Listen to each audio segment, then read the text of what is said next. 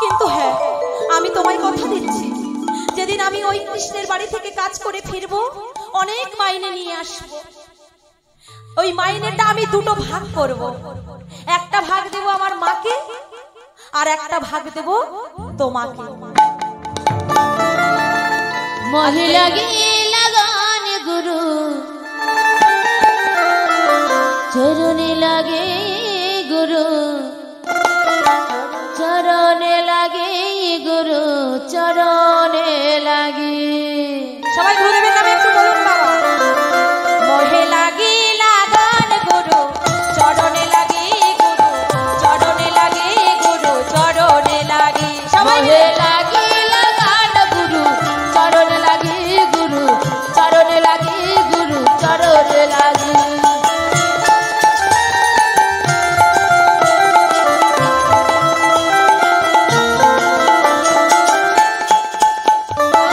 চরণ বিনা পুছে হে নাহি ভাবে, চরণ বিনা পুছে হে নাহি ভাবে, চরণ বিনা পুছে হে নাহি ভাবে।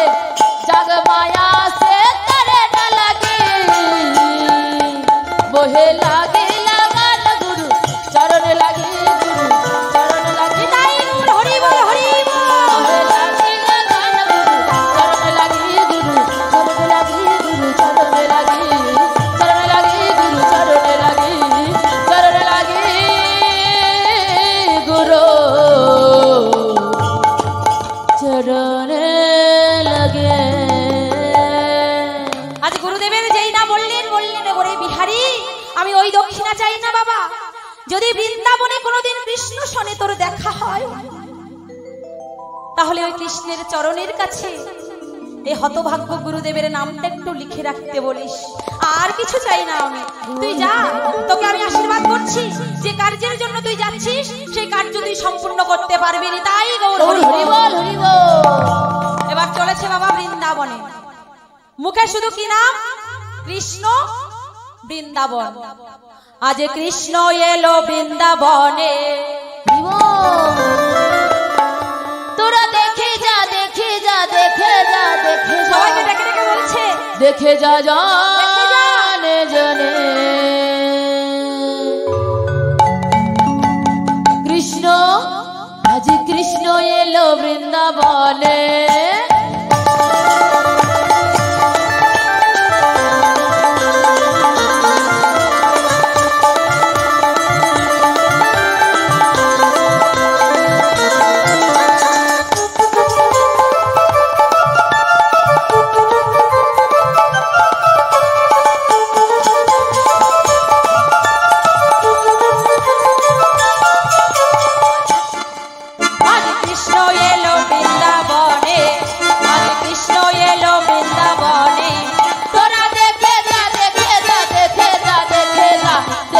জানে জানে। কৃষ্ণ আজ কৃষ্ণ এলো বৃন্দাবনে, আজ কৃষ্ণ এলো বৃন্দাবনে।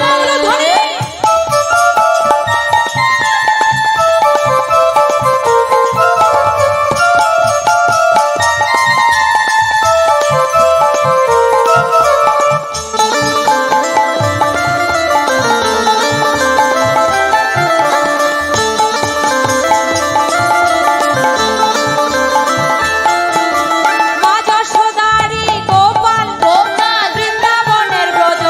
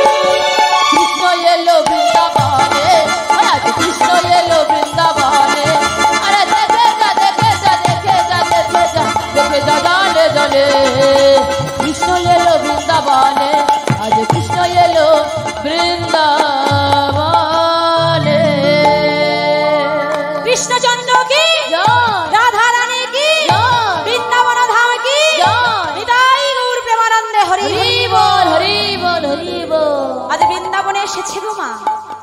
বৃন্দাবনে তো এত তাড়াতাড়ি যেতে পারবে না। আজ 15 দিন হয়ে গেল, চলেছে সেই কৃষ্ণর জন্য। যেতে যেতে আর চলতে পারে না, পায়ে কাঁটা ফুটেছে, রক্ত বেরোচ্ছে ঝরঝর করে, আর হাঁটতে পারে না গো মা। একটা গাছের তলায় শয়নে পড়লেন, কাঙাল হয়ে গেল, আর চলতে পারে না। এদিকে বঙ্কুজি আর পাথর হয়ে মন্দিরে থাকতে পারলেন না। ভক্তের দুর্দশা দেখে তাড়াতাড়ি করে পাথর মূর্তি ত্যাগ করে আজ দুপুরবেলা মধ্যাহ্নে পুরোহিত যে ভোগ দিয়েছে সেই ভোগটা মা চুরি করেছে। চুরি করে মাথায় করে নিয়ে সেই বিহারীলাল বাবা অচৈতন্য হয়ে গাছের তলায় আছে, সেই গাছের তলায় নিয়ে আসলেন। আর ভগবান যেই না এসে বিহারীলালকে পরশ করলেন, বিহারী চমকে উঠলেন। কে কে কে আমায় বিহারী বলে ডাকলো? আমি তো কাউকে দেখতে পাচ্ছি না। আমার ভগবানের ডাক্তার তো আলাদা হয়। পরশমণির পাথর যেমন, পরশমণির পাথর যেমন লোহাকে সোনা করে, আমার ভগবান পরশমণি। ভগবান পরশমণি কি দিব তুলনা, কি দিব তুলনা, আর সেই অঙ্গ পরশে আমার এই অঙ্গ সোনা, সেই অঙ্গ পরশে আমার এই অঙ্গ সোনা। আজ ভগবানের পরশে না জানে কি হয়। বিহারীলালের বাবা ঘুম ভেঙে ভগবানকে দেখে বলে, কে কে তুমি? আরে তুই কে? এমন করে গাছের তলায় পড়ে পড়ে ঘুমাচ্ছিস? মুখটা দেখে মনে হচ্ছে তো আজ কোনোদিন কিছু খাস না। তোর নাম কি? আমার নাম বিহারীলাল গো। আমি এসেছি সেই বর্ধমান কাটোয়া কাঞ্চননগর থেকে। আমি এসেছি কেন জানো? আমি বৃন্দাবনে কৃষ্ণের বাড়িতে কাজে যাব। তুমি বলতে পারবে কৃষ্ণের বাড়িটা কত দূর? আর তুমি কে? তোমার নাম তো বললে না। আরে শোন, আমার নাম হলো বিপদভঞ্জন মধুসূদন। যারা যারা বিপদে পড়ে আর বিপদে পড়ে যারা আমায় স্মরণ করে, আমি তাদেরকে বিপদ হতে রক্ষা করি। ও তুমি বিপদভঞ্জন মধুসূদন? বলো না, বলো না ও বিপদভঞ্জন, তুমি বলতে পারো কৃষ্ণের বাড়িটা কোথায়? আমার মায়ের না বড় দুঃখ, আমার মায়ের বড় কষ্ট জানো। আমার মায়ের কষ্ট মোচন করার জন্য আমি সেই কৃষ্ণের বাড়িতে কাজে যাব। তুমি বলতে পারো? ভগবান মনে মনে ভাবছে কি, এ বেটা জলের কাছে দাঁড়িয়ে জল জল করছে। এ মূর্খ তো জানে না ওটা লীলার কথা। ও যখন জানে না, ওকে জানতে দিয়ে লাভ নাই। তাহলে বরং বলি যে এই বৃন্দাবনে যে পুরোহিত যে বঙ্কুজিকে পুজো দেয়, প্রতিদিন যে ভোগ লাগায়, আমি মিথ্যা করে বলি ওই পুরোহিতের বাড়িটা হলো কৃষ্ণের বাড়ি। ভগবানও দেখেন ভক্তের সঙ্গে কেমন ছলনা করে বাবা। আজ এমনি করে মিথ্যা করে বললেন, এই বিহারী শোন শোন, ওই যে দেখতে পাচ্ছিস, এই যে এদিকে আয়, ওই দেখ, ওই যে দূরে বাড়িটা দেখতে পাচ্ছিস, ওই বাড়িটা হলো তোর কৃষ্ণের বাড়ি। যেই না বলা অমনি লাফিয়ে বলে, বাবা বাবা বিপদভঞ্জন, তুমি আমার ঠিক বলেছো। আমি এতদিন খুঁজছিলাম, খুঁজে খুঁজে পাইনি। তুমি এসেছো বলে আমি পেয়ে গেলাম। তোমাকে যে কি বলবো, তুমি খুব ভালো করেছো। আমি আসি, ওইটা কৃষ্ণের বাড়ি তো? বলে হ্যাঁ, ওটা হলো কৃষ্ণের বাড়ি। কিন্তু বিপদভঞ্জন তুমি যাবে না? না রে, আমার একটু কাজ আছে, আমি কাজ সেরে নি, তারপরে যাব। তুই আগে চল, ওইটা কৃষ্ণের বাড়ি। এইবার যেই না বলেছে বাবা, আজ বিহারীলাল আনন্দে বাবা নাচতে নাচতে চলেছে সেই পুরোহিতের বাড়ি। গিয়ে ডাকছে কি, কৃষ্ণ কৃষ্ণ রে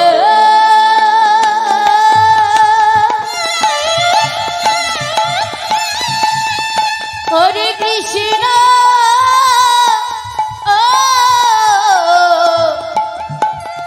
কৃষ্ণ রে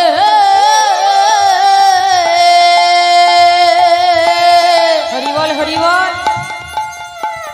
হরে কৃষ্ণ রে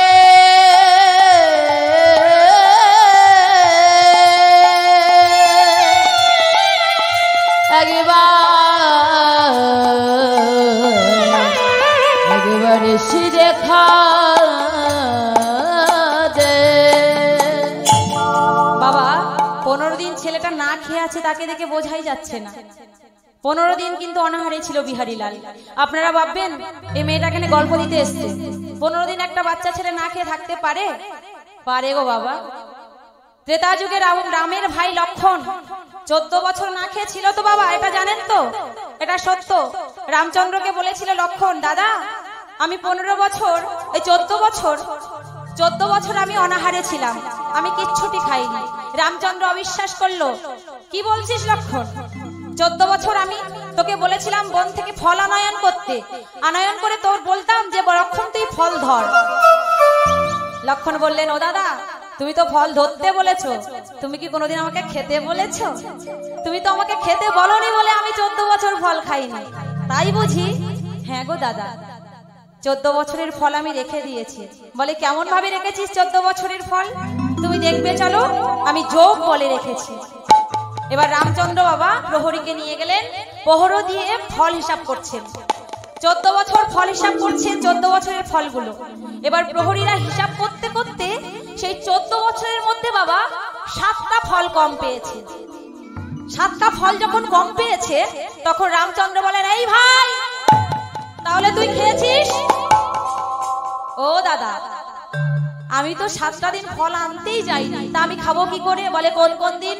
বলে যেদিন আমার দশরথ, আমার পিতা দশরথের মৃত্যু সংবাদ এলো সেদিন ফল আনতে যাইনি, যেদিন সীতা মা চুরি হলো সেদিন ফল আনতে যাইনি, যেদিন মায়া সীতা দ্বিখণ্ডিত হলো সেদিন ফল আনতে যাইনি, যেদিন ময়ী রাবণ পাতালে নিয়ে গেল সেদিন ফল আনতে যাইনি, যেদিন ইন্দ্রজিৎ বধ হলো সেদিন ফল আনতে যাইনি, যেদিন আমার শক্তিশাল হলো সেদিন ফল আনতে যাইনি, আর যেদিন আমার নাক পাশে বন্দি করলো সেদিন ফল আনতে যাইনি।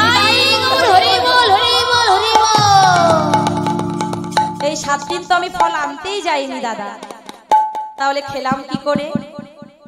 কি সেবা করতো লক্ষণ? বায়ু সেবা করতো। আজ বিহারীরও তাই অবস্থা গো মা।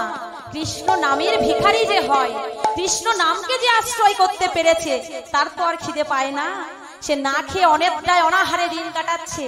আজ ভগবান জগৎ চিন্তামণি, ভগবান তিনি গীতায় বলেছেন, নবম অধ্যায় 22 নম্বর শ্লোকে দেখবেন, অনন্য চিন্তান্ত মাং যে জন পর্যপাসতে তেষ্টানিত্যাভিযুক্তানাং জগৎ খেবাম বহম। অর্থাৎ অনন্য চিন্তায় যারা আমায় ভাবনা কামনা করে তাদেরকে আমি, তারা যদি অনাহারে থাকে আমি তাদের খাবার দ্রব্য জোগাড় করে দিই, তাদের বোঝা আমি বয়ে নিয়ে যাই। আজ তাই করলেন, বিহারীকে পাঠিয়ে দিলেন। এবার বিহারী ছুটতে ছুটতে যাচ্ছে, পুরোহিত বাবু কৃষ্ণ কৃষ্ণ। প্রথমে পুরোহিত বাবু বলে ডাকলেন, তারপরে মনে পড়লো কৃষ্ণের বাড়ি। এবার কৃষ্ণ কৃষ্ণ বলে ডেকে সেই বাড়িতে গেলেন।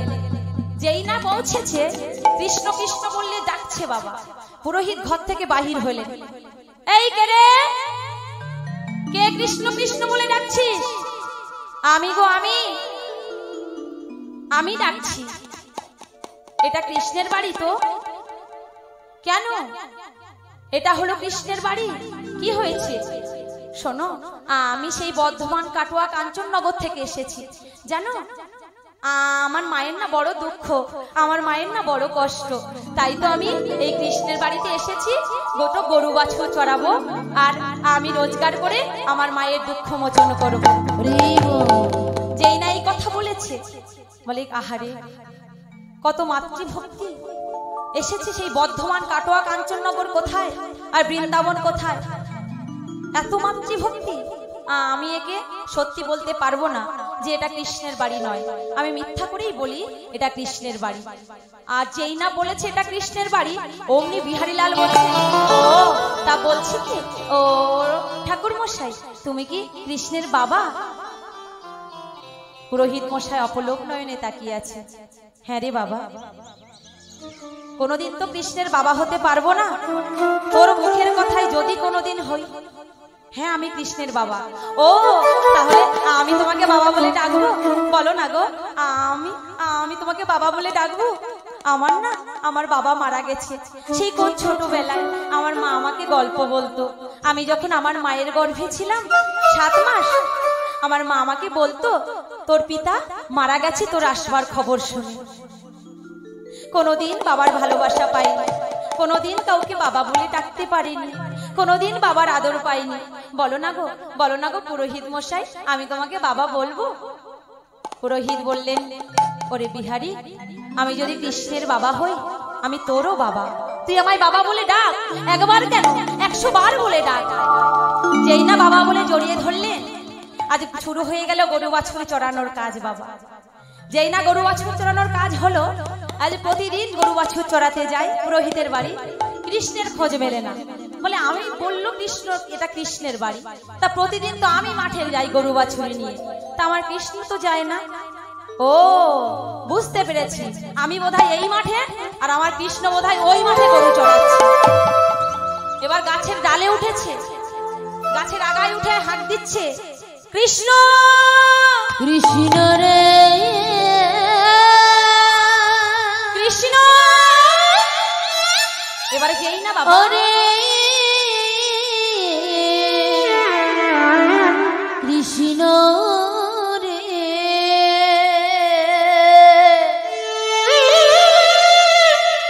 হরে কৃষ্ণ রে, একবার দেখা দে কৃষ্ণ। ওরে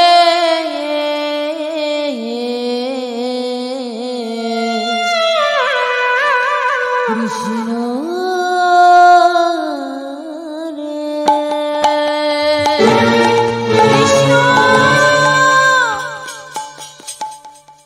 যেই না কৃষ্ণ কৃষ্ণ বলে নয়ন চলে ডাকছে গো মা, ভক্তাদিন ভগবান আর রইতে পারলেন না। সঙ্গে সঙ্গে সেই মাঠে সৃষ্টি করলেন নবলক্ষ ধেনু, সৃষ্টি করলেন 24 জন সখা, আর নিজে মুরলি ধরে মাঠের মাঝে দাঁড়িয়ে মুরলি বাদন করছে। যেই না দেখেছে বলে, ওই তো কৃষ্ণ বাঁশি বাজাচ্ছে, দাঁড়া দাঁড়া কৃষ্ণ, আমি আসছি, দাঁড়া কৃষ্ণ।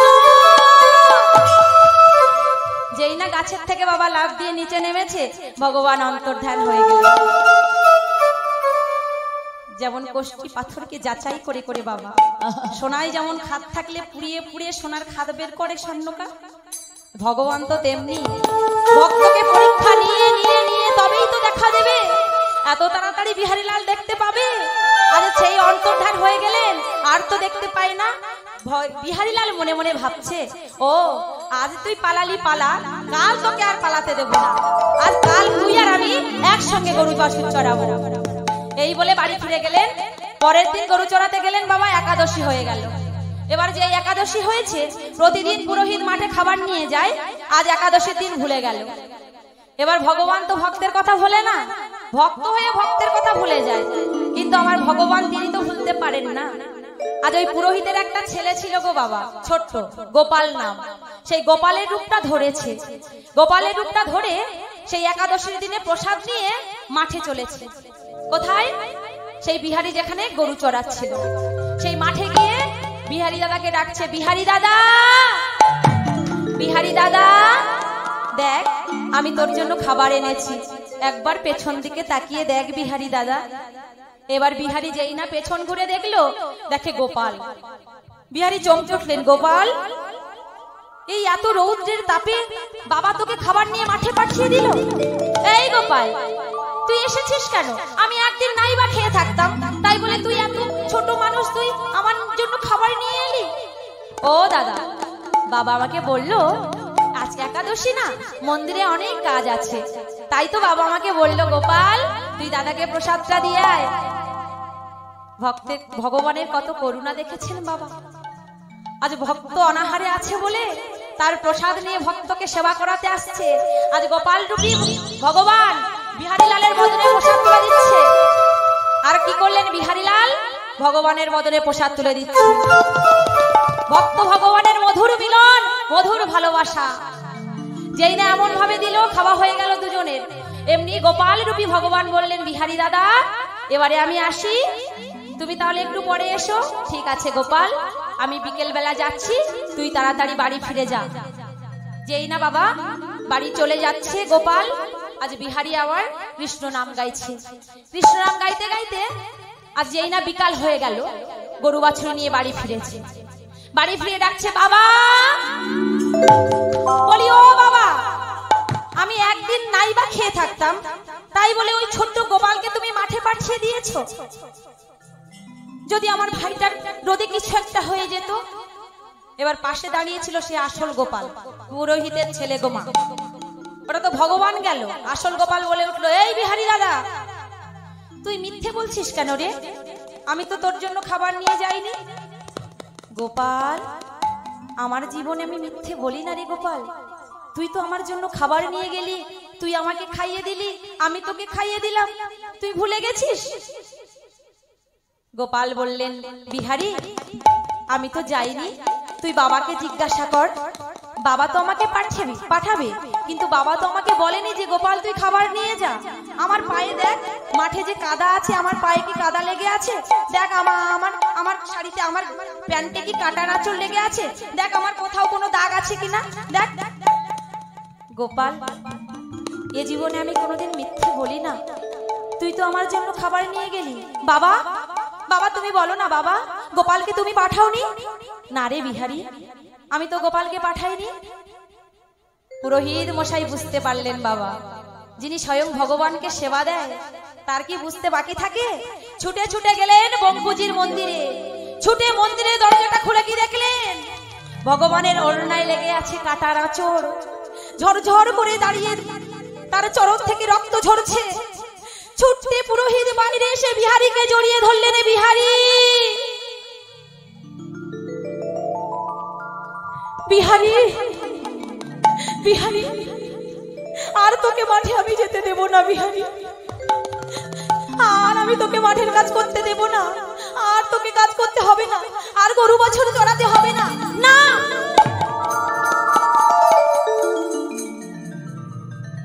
আমি যদি কাজ না করি আমি মাইনে পাবো না। আর মাইনে যদি না পাই আমার মায়ের দুঃখ মোচন করতে পারবো না। তাহলে আমি কাজ করবো না কেন বলো?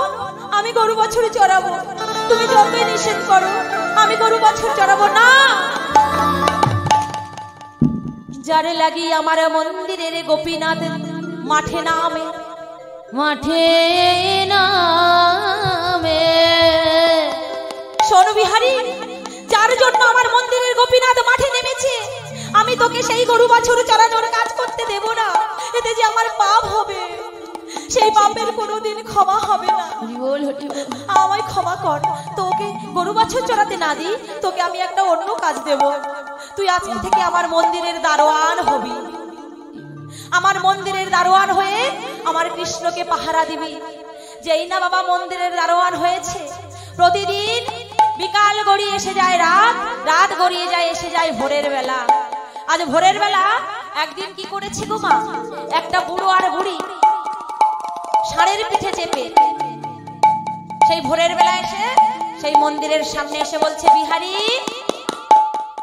দ্বার ছেড়ে দে, বিহারী দ্বার ছেড়ে দে, আমরা মন্দিরে যাব, আমি প্রতিদিন আসি। শোনো ও বুড়ো, ওইখানে চুক্তি করে বসো। আমার কৃষ্ণ এখন ঘুমাচ্ছে। আমার বাবা বলেছে আমি পাহারা দিয়ে দাঁড়িয়ে আছি, এখন কৃষ্ণের ঘুম ভাঙানো যাবে না, তুমি ওইখানে চুক্তি করে বসো। এবার সেই বুড়ো বুড়িকে বাবা বসিয়ে রেখেছে।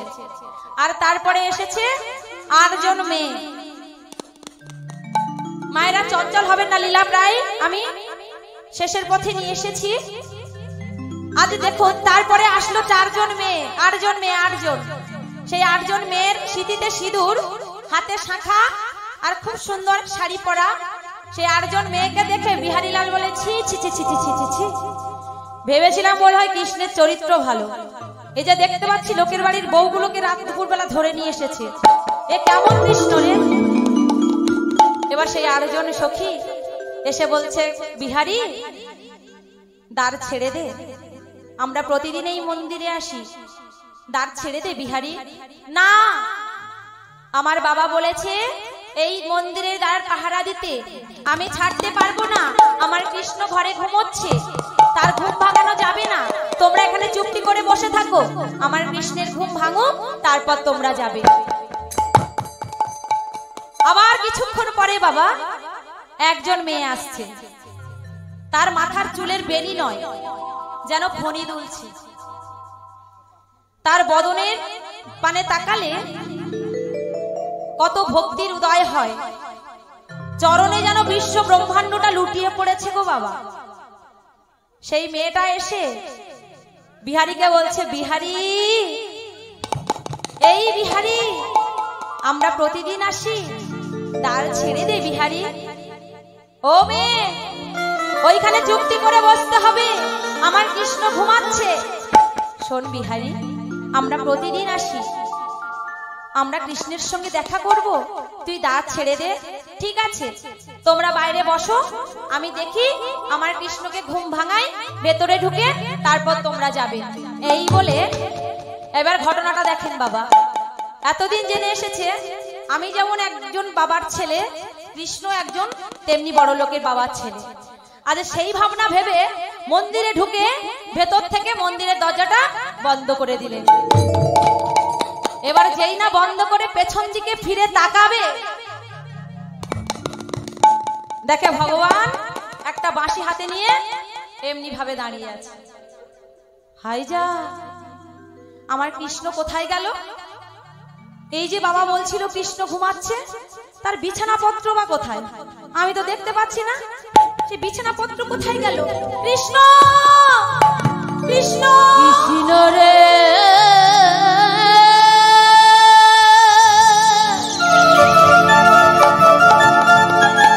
কোথা গেলি চলে?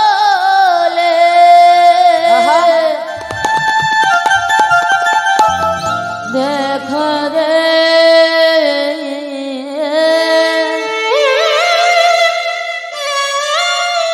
দেখা রে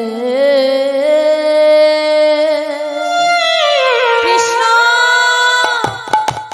আমি তোকে দেখতে পাচ্ছি না কেন? আমি তো মন্দিরের দারোয়ান হয়েছিলাম, কই আমার সামনে দিয়ে তো যাইনি, কোথায় গেল? আমি এখন কোথায় খুঁজবো? কৃষ্ণ, একবার দেখা দে, একবার দেখা দে কৃষ্ণ। ভক্তের এমন দেখে বাবা ভগবান মৃদু মৃদু হাসে, বলে ভক্ত মন কেমন করে খুঁজে বেড়াচ্ছে পাগলের মতো, আর কষ্ট দেব না তোকে। ওরে বিহারী, অনেক কষ্ট দিয়েছি তোকে, আর কষ্ট দেব না রে, আজ আমি তোর সম্মুখে রক্ষা দেব।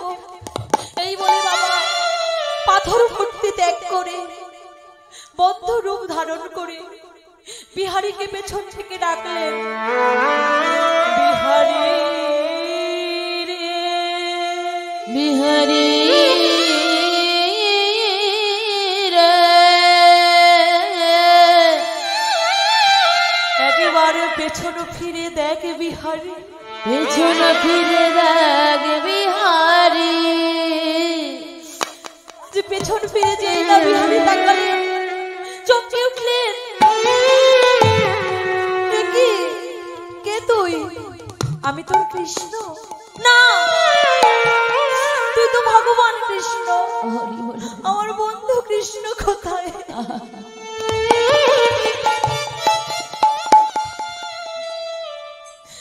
কৃষ্ণ, ওরে যারা যারা আমাকে যেমন ভাবে ডাকে আমি তো তাদেরকে তেমন ভাবেই কৃপা করি। কেউ যদি মনে করে আমি পাথর, আমি অচল, চলতে পারি না, তার কাছে যে আমি অচল। কেউ যদি মনে করে আমি সচল, তার কাছে যে আমি সচল। ওরে সবাই তো আমায় পাথর ভাবে রে, তুই তো আজকে আমায় বন্ধু ভেবেছিস, আজ বন্ধু ভেবে ডেকেছিস, তোর কাছে কি আমি না এসে থাকি? যার যেমন ভাব তার তেমনি লাভ গো মা। আজ বন্ধু ভেবেছে, তাই কৃষ্ণ বলছে, ওরে বিহারী, যে তোকে গেছিল না বিপদ ভঞ্জন মধুসূদন, বলেছিল বিপদ ভঞ্জন মধুসূদন, সে অন্য কেউ নয়, সে হলাম আমি। আর একাদশীর দিনে গোপাল রূপে যে তোকে প্রসাদ পাইয়ে এলো, সে অন্য কেউ নয়, সে হলাম আমি। আজ যে মাঠে মুরলী বাদন করছিল দাঁড়িয়ে যে কৃষ্ণ সে অন্য কেউ নয়, সে হলাম আমি। আর যে তোর সামনে আজ দাঁড়িয়ে আছে সে অন্য কেউ নয়, সে হলাম আমি। শোন, আমি তোর সেই কৃষ্ণ বন্ধু, আমি ভগবান হতে পারি। যে আমাকে যেমন ভাবে চাই আমি তেমন ভাবে তার হয়ে যাই, যে আমাকে না চাই আমিও তাকে না চাই। আজ তুই আমাকে বন্ধু ভেবেছিস, তাই তো তোর কাছে ধরা দিলাম। আয়, আর দূরে নয়, আমার বুকে আয়। এই বলে ছুটতে গিয়ে বিহারী ভগবানের বুকে জড়িয়ে ধরলেন। যেই না জড়িয়ে ধরেছে অমনি বিহারী বলে উঠলেন, এই কৃষ্ণ, বলছি কি শোন, তোর এই মন্দিরের সামনে না দুটো বুড়ো, একটা বুড়ো আর একটা বুড়ি এসেছে, ষাঁড়ের পিঠে উঠে এসেছে। ওরা কারা রে? ওরা বুড়ো বুড়ি নয়, ওরা হলো শিব আর দুর্গা। ও, আর ওই 8 জন মেয়ে এসেছে, ওরা কারা? ওরা হলো আমার রাধারানীর অষ্ট সখী। আর জানিস কৃষ্ণ, সবার শেষে না একটা মেয়ে এসেছে, তার রূপের কথা কি আর বলবো। তার রূপ নয়, যেন কত কোটি চন্দ্রের উদয় হয়েছে তার বদনে। বল না কৃষ্ণ, ওই মেয়েটাকে? ও হলো আমার রাধা দাস, রাধা দাস, রাধা দাস, রাধা দাস। ইহাতে সন্দেহ যার, ইহাতে সন্দেহ যার, আরে কোটি যুগ আমারে ভজয়ে, আমারে ভজয়ে, বিফল ভজনতা, বিফল ভজনতা। ও হলো আমার রাধা দাস। আমি কোটি কোটি যুগ যদি আমায় কেউ শরণা করে, আমাকে কেউ পাবে না। একবার যদি কেউ রাধা নামের পাল তুলে দিতে পারে, আমি তাকে কৃপা করি। এই বলে বাবা যেই না বিহারী লালকে বুকের মধ্যে জড়িয়ে ধরলেন, বলে, বিহারী, এতদিন তো গরু চড়ালি, তা বল কত টাকা মাইনে চাস? কি মাইনে দিলে তুই খুশি হবি? কত সম্পত্তি চাস বল? এবারে যেই না সম্পত্তির কথা বলেছে, বিহারী অমনি বলছে, কৃষ্ণ, আমাকে দেখে তোর এমনি মনে হলো? আমি কোনো সম্পত্তি চাই না রে, আমি কোনো টাকা পয়সা চাই না। তবে শোন, এতদিন গরু চড়িয়েছি, আমার প্রথম মাইনেটা দে। কার জন্য জানিস? আমার মায়ের জন্য। কি করবি জানিস? আমার মার যেদিনে নিদানের সময় হবে, সময় হবে, যেদিনই আমার মা কানে শুনিতে পাবে না, কথা বলিতে পারবে না, বলিতে পারবে না। ওরে বিহারী রে, ওরে বিহারী রে, সেদিনে তুই কি করবি জানিস? আমার মায়ের হাতে ধরে রিবল করিবি, আরে হাতে ধরে পারে করে নি, হাতে ধরে পারে করে নি, মায়ের হাতে ধরে পারে করে নি। আমি আরে তোকে ছই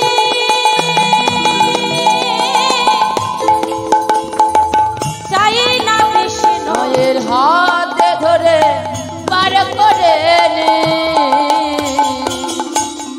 শোন, আমার মায়ের যখন নিদানের সময় আসবে, আমার মায়ের হাতটা ধরে এপারে থেকে তুই ওপারে নিস, তোর চরণে ঠাঁই দিস। বলে, দ্বিতীয় মাইনে দে। বলে, কার জন্য? আরে যার জন্য আমি তোকে দেখতে পেলাম। ভক্তিমতী মায়ের এবং ভক্তমণ্ডলীগণ, বলুন তো কার জন্য বিহারীলাল ভগবানকে দেখতে পেল? কার জন্য? বলে, সে তো জানি না। একটু ভেবে দেখুন বাবা, সেই যে পুরোহিত ভাগবত পাঠ করছিলেন, কানে মন্ত্র দিল, ওই গুরুদেবের জন্যই তো দেখতে পেল।